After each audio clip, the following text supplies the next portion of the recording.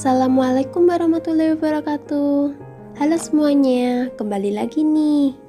Nah, kali ini dalam pembelajaran IPA SDMI, materi yang akan kita bahas adalah sistem pencernaan manusia. Sebelum memasuki materi yang akan dibahas, apa sih yang dimaksud dengan sistem pencernaan manusia? Sistem pencernaan merupakan serangkaian jaringan organ yang memiliki fungsi untuk mencerna makanan, atau bisa diartikan dengan suatu sistem dalam tubuh yang berperan sebagai penerima makanan dari luar, yang kemudian diproses di dalam organ-organ pencernaan manusia, dimulai dari menerima makanan dari luar, mencerna, menyerap bahan yang dapat diserap, serta mengeluarkan sisa-sisa pencernaan. Nah, materi yang akan kita bahas mengenai sistem pencernaan manusia diantaranya 1. Bahan makanan 2. Organ pencernaan manusia dan 3. Gangguan pada sistem pencernaan. Bahan makanan. Kita sebagai makhluk hidup pasti membutuhkan makan maupun minum. Makanan dan minuman yang kita makan setiap hari tentunya perlu mengandung 4 sehat 5 sempurna, seperti nasi, tempe, tahu, buah-buahan, sayur-sayuran, telur, daging, ikan, dan masih banyak lagi. Kalian tahu, dari bermacam-macam makanan yang kita makan sehari-hari, pasti mengandung satu atau lebih zat makanan yang berbeda. Ada yang tahu zat apa saja yang terkandung di dalam makanan? Zat yang terkandung dalam makanan dapat berupa karbohidrat, lemak, protein, vitamin, dan mineral. Karbohidrat, lemak, dan protein dikelompokkan sebagai makanan sumber energi, sedangkan vitamin dan mineral dikelompokkan sebagai makanan non-energi. Yuk kita uraikan beberapa zat makanan dan fungsinya. A. Karbohidrat. Karbohidrat adalah nama umum untuk bahan-bahan yang mengandung unsur karbon, hidrogen, dan oksigen yang tersusun dalam susunan tertentu. Karbohidrat tersusun oleh 3 unsur tersebut dengan komposisi CnH2nOn. Karbohidrat biasa juga kita sebut sebagai tepung atau amilum. Karbohidrat merupakan zat makanan yang kita peroleh dari tumbuh-tumbuhan seperti nasi, gandum, oat, kentang, singkong, ubi, beras merah, maupun jagung. Fungsi karbohidrat bagi tubuh ialah sebagai sumber energi paling utama. Oleh karena itu, karbohidrat diperlukan dalam jumlah yang cukup besar agar tubuh dapat memiliki energi dalam melakukan suatu kegiatan. B. Lemak. Seperti halnya dengan karbohidrat, lemak juga tersusun oleh unsur karbon, hidrogen, dan oksigen. Walaupun unsur pembentukannya sama, namun susunan unsur-unsur berbeda. Bagi tubuh kita, lemak mempunyai fungsi selain sebagai sumber energi, lemak juga merupakan penyusun membran sel sebagai pelarut vitamin A, D, E, dan K, serta sebagai cadangan makanan bagi tubuh. Lemak dapat diperoleh dari tumbuhan, nabati, maupun hewan-hewani.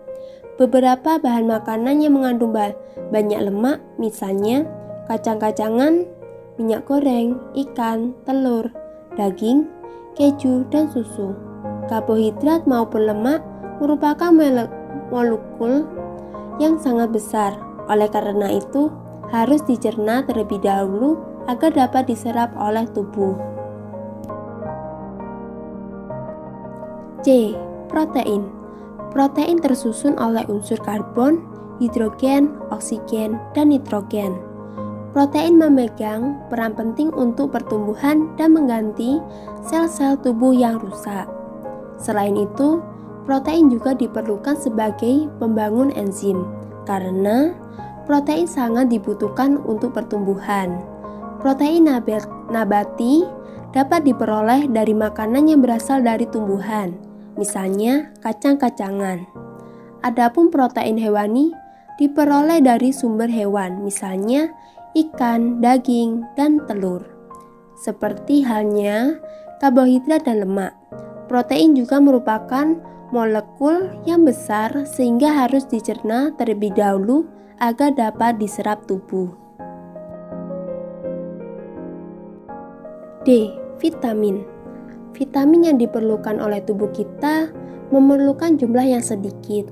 Namun, tanpa vitamin, proses dalam tubuh kita bisa terganggu.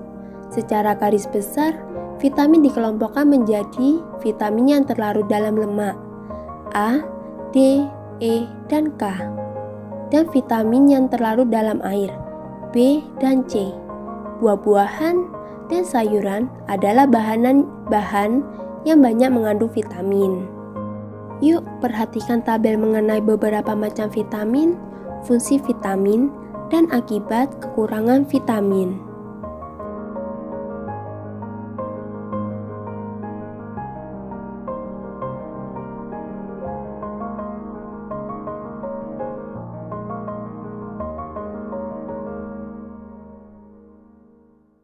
E. Mineral. Mineral merupakan bahan-bahan anorganik. Tubuh kita sangat membutuhkan mineral untuk pertumbuhan struktur tubuh. Beberapa mineral yang sangat dibutuhkan tubuh misalnya kalsium untuk pertumbuhan tulang dan gigi, zat besi untuk pertumbuhan hemoglobin, natrium untuk proses kontraksi otot, dan fosfor untuk proses pembentukan energi dan sel. Susu merupakan bahan makanan yang cukup lengkap dan mengandung mineral yang diperlukan oleh tubuh. Seperti halnya vitamin, mineral langsung diserap tanpa harus melalui proses pencernaan. Organ pencernaan pada manusia. Sistem pencernaan terdiri atas beberapa organ dan saluran pencernaan. Secara umum, proses pencernaan terdiri atas dua jenis, yaitu proses mekanis dan proses kimiawi. A. Proses mekanis. Pencernaan secara mekanis dilakukan melalui gerakan-gerakan seperti mengunyah, menelan, memompa, menghancurkan, dan meremas makanan. Fungsi pencernaan mekanis adalah mengubah ukuran makanan menjadi lebih kecil sehingga mudah dicerna. Gerakan makanan pada organ pencernaan mulai dari kerongkongan, lambung, sampai usus adalah gerakan peristaltik. B. Proses kimiawi. Makanan diproses secara kimiawi di dalam sistem pencernaan menggunakan bahan kimia yang dihasilkan oleh saluran cerna yang disebut enzim. Enzim adalah suatu protein yang mempunyai kerja mempercepat terjadinya reaksi kimia. Dengan bantuan enzim, bahan makanan dicerna menjadi bahan lain yang lebih sederhana dan mudah diserap oleh tubuh untuk selanjutnya menjadi sari makanan yang akan diedarkan oleh darah ke seluruh tubuh. Sistem pencernaan pada manusia terdiri atas beberapa organ. Organ tersebut mencerna makanan melalui proses mekanis maupun kimiawi. Beberapa penjelasan organ-organ pencernaan pada manusia. A. Mulut. Mulut merupakan organ pencernaan yang pertama bertugas dalam proses pencernaan makanan. Fungsi utama mulut adalah untuk menghancurkan makanan sehingga ukuran cukup kecil untuk dapat ditelan ke dalam perut. Gigi berfungsi menghancurkan makanan. Adapun fungsi lidah adalah membolak-balik makanan sehingga semua makanan dihancurkan serta merata. Selain mencerna makanan secara mekanis, di mulut juga terjadi pencernaan secara kimiawi. Pencernaan secara kimiawi dimungkinkan karena kelenjar air liur menghasilkan ludah yang mengandung air, lendir, dan enzim pitialin. Air dan lendir berguna untuk melumasi rongga mulut dan membantu proses menelan. Fungsi enzim pitialin yaitu mengubah amilum menjadi karbohidrat yang lebih sederhana yaitu maltosa. B. Kerongkongan. Di dalam leher kita terdapat dua saluran, yaitu kerongkongan dan tenggorokan atau trakea. Kerongkongan merupakan saluran pencernaan yang menghubungkan antara mulut dengan lambung. Kerongkongan atau esofagus berfungsi menyalurkan makanan dari mulut ke lambung. Tenggorokan merupakan saluran pernafasan yang menghubungkan antara rongga mulut dengan paru-paru. Pada saat melewati kerongkongan, makanan akan didorong masuk ke lambung oleh adanya gerakan peristaltik otot-otot kerongkongan. Hal ini dikarenakan dinding kerongkongan tersusun atas otot polos yang melingkar dan memanjang serta berkontraksi secara bergantian. Akibatnya, makanan berangsur-angsur terdorong masuk ke lambung. Di kerongkongan, makanan hanya lewat saja dan tidak mengalami pencernaan. C. Lambung. Lambung merupakan alat pencerna yang berbentuk kantung. Dinding lambung tersusun dari otot-otot yang memanjang, melingkar, dan menyerong.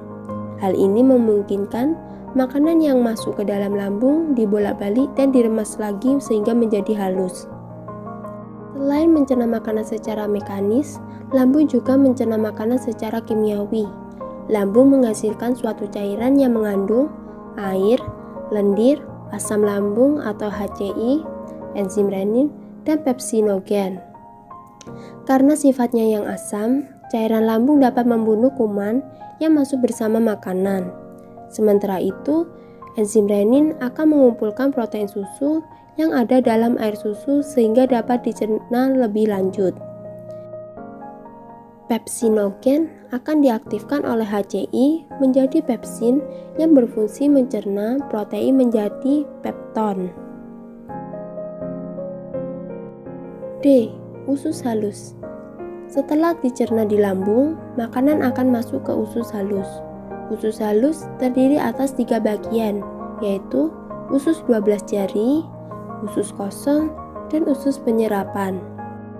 Usus 12 jari dan usus kosong berperan penting dalam pencernaan makanan secara kimiawi. Di usus 12 jari ini, kantong empedu dan pankreas mengeluarkan cairan pencernaannya. Empedu yang dihasilkan oleh kantong empedu akan berperan dalam pencernaan lemak dengan cara mengemulsikan lemak sehingga dapat dicerna lebih lanjut. Cairan pankreas mengandung enzim-enzim pencernaan penting, yaitu tripsinogen, amilase, dan lipase. Tripsinogen diaktifkan oleh enterokinase menjadi tripsin yang berfungsi mencerna protein menjadi asam amino. Amilase akan mencerna amilum menjadi glukosa, sedangkan lipase mencerna lemak menjadi asam lemak dan gliserol. Selain enzim-enzim tersebut, usus halus juga menghasilkan enzim-enzim lain yang membantu pencernaan makanan seperti peptidase dan maltase. Usus besar. Zat-zat yang tidak diserap usus halus selanjutnya akan masuk ke usus besar atau kolon. Di usus besar ini terjadi penyerapan air dan pembusukan sisa-sisa makanan oleh bakteri pembusuk. Pembusukan dilakukan oleh bakteri yang hidup di usus. Akhirnya sisa makanan akan dikeluarkan dalam bentuk kotoran melalui anus.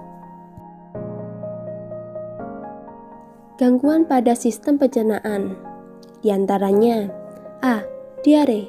Gangguan ini terjadi karena terganggunya penyerapan air pada usus besar. Gangguan ini dapat disebabkan oleh bakteri atau infeksi kuman. B. Appendicitis. Gangguan ini disebut juga radang usus buntu.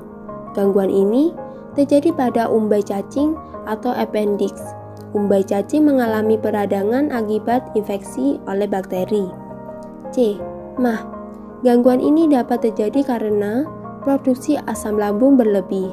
Gejala dari gangguan ini yaitu terasa mual dan perih pada lambung.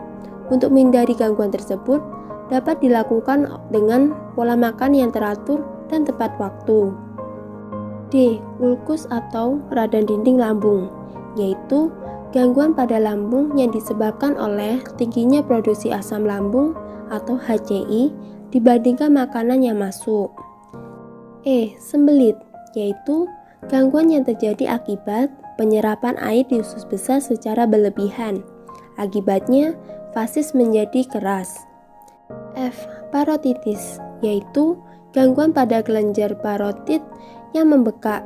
Gangguan ini disebut juga penyakit gondong.